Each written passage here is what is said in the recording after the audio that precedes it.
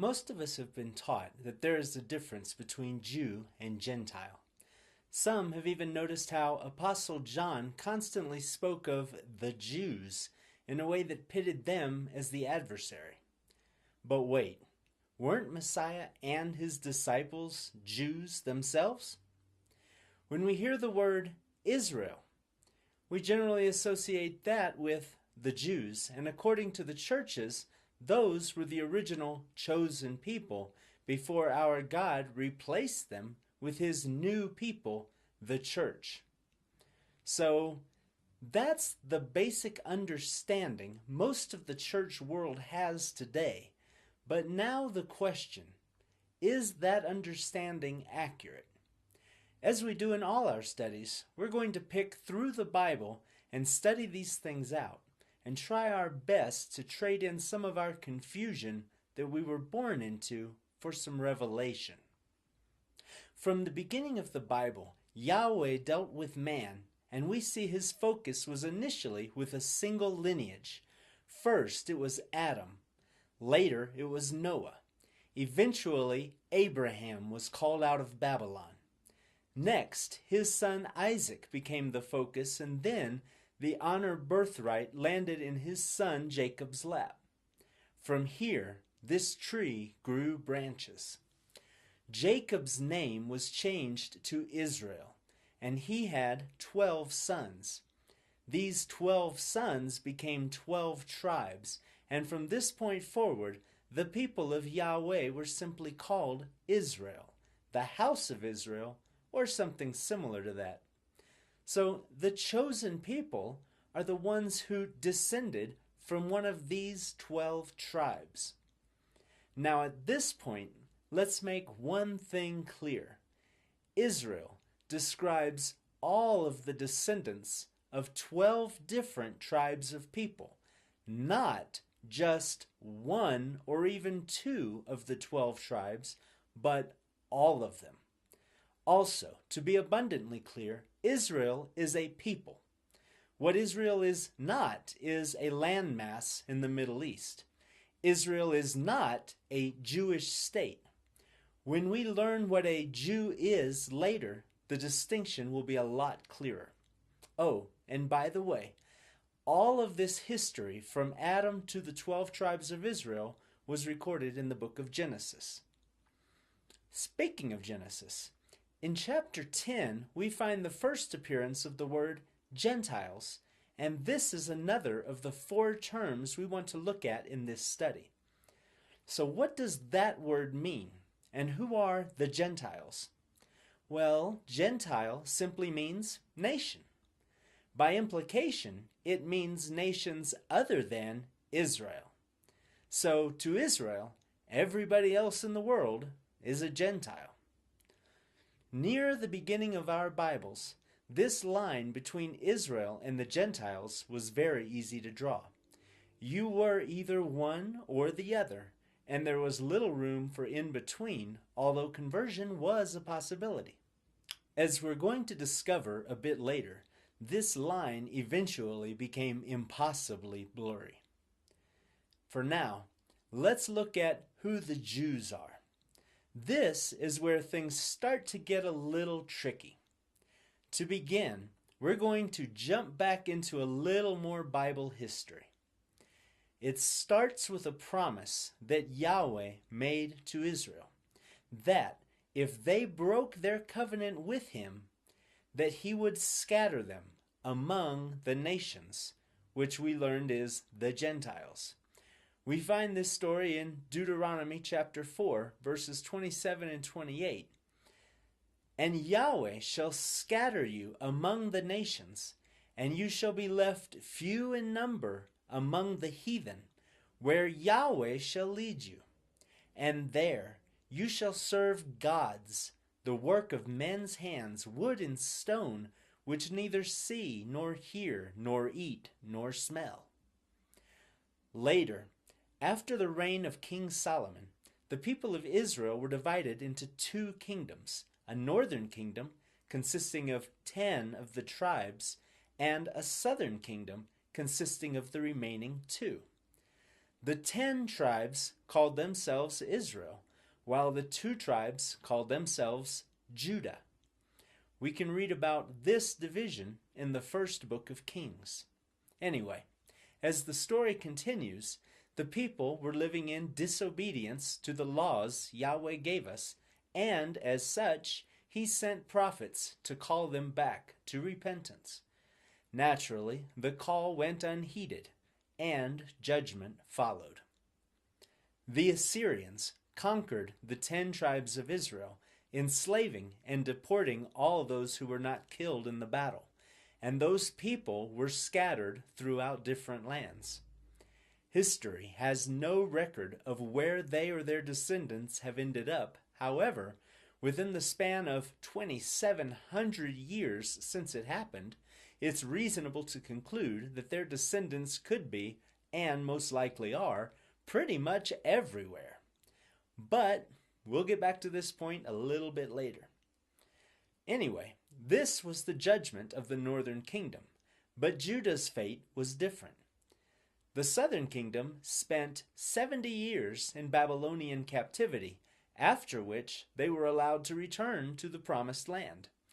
It was during the time that Judah was in Babylonian captivity that they first began calling themselves Jews. Judah, Jews. So a Jew is a descendant of either the tribe of Judah or the tribe of Benjamin.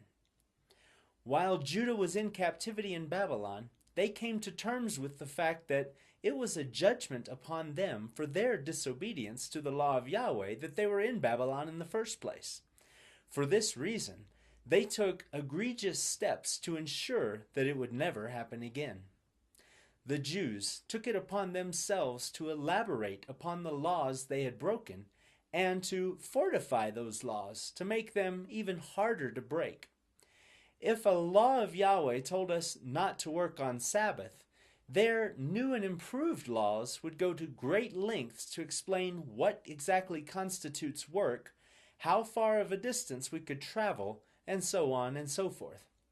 Eventually, these fence laws that were created, plus the mysticism that they learned from the Babylonians, became a religion unto itself, filling volumes of books with commandments and traditions of men which, in many cases, led them to violate the original laws of Yahweh found in the Torah, the first 5 books of the Bible, that these laws were actually designed to help man avoid breaking in the first place.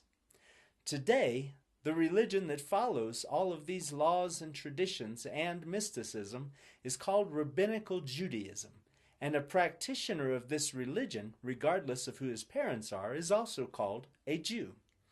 So the word Jew has 2 meanings. One refers to a descendant of the kingdom of Judah, which represented 2 of the 12 tribes of Israel.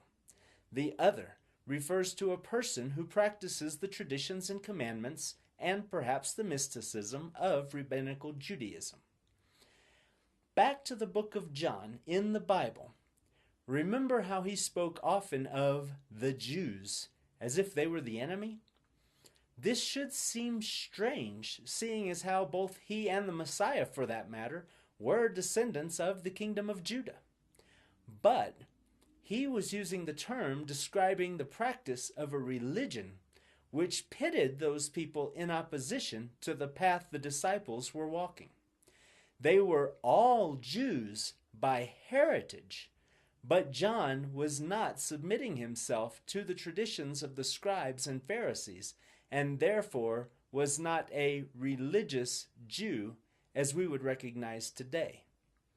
So, going back to Israel now, those 10 tribes were lost, right?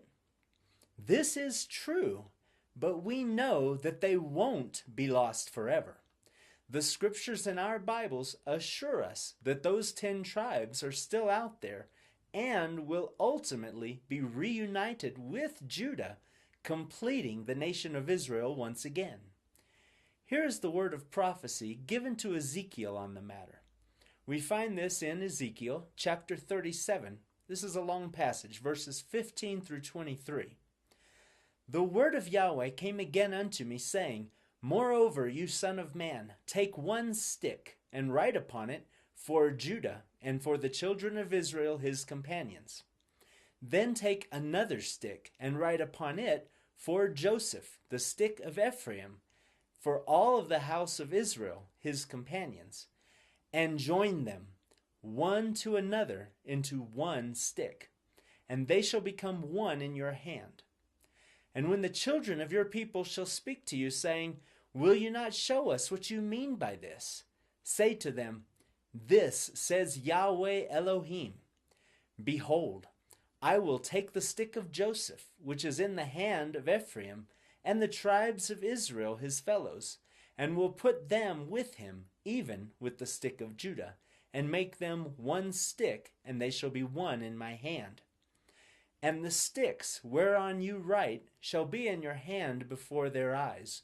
And say to them, This says Yahweh Elohim, Behold, I will take the children of Israel from among the heathen where they have gone, and will gather them on every side, and bring them into their own land.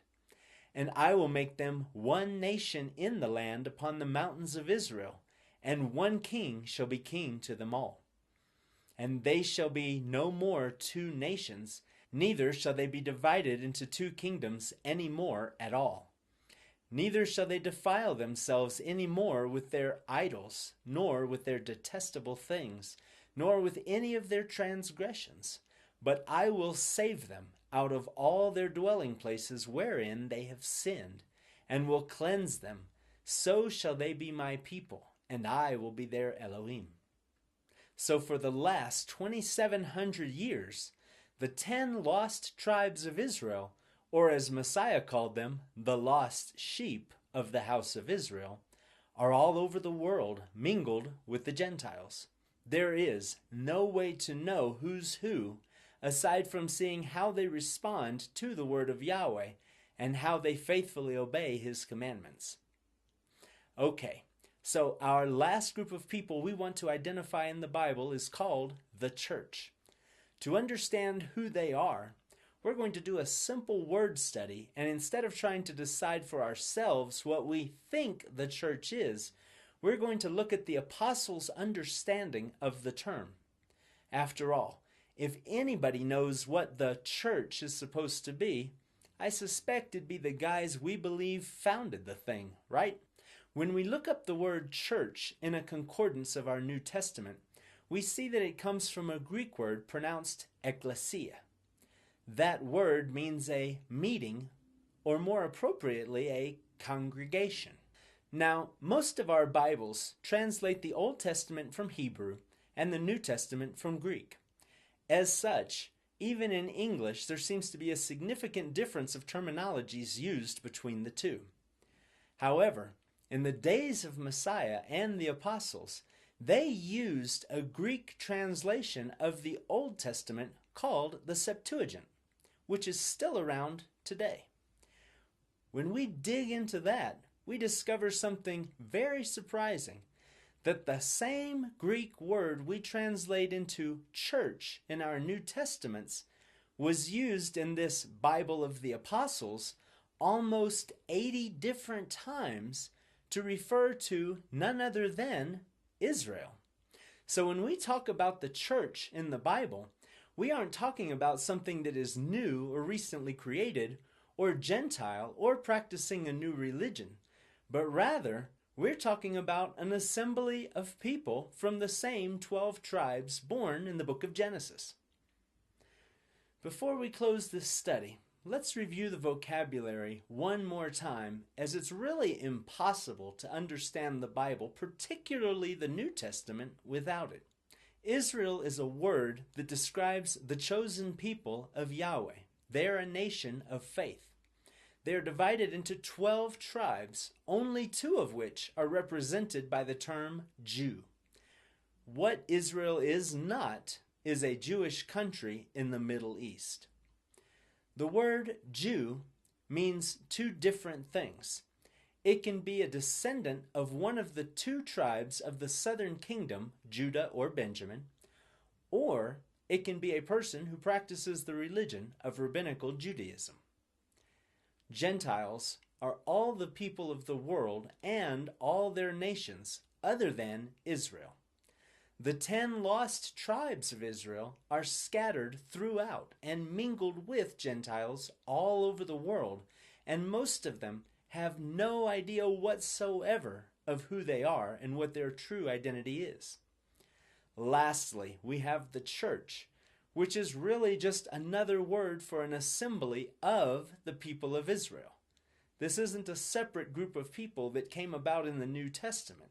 This is Israel all over again. The church is not a building.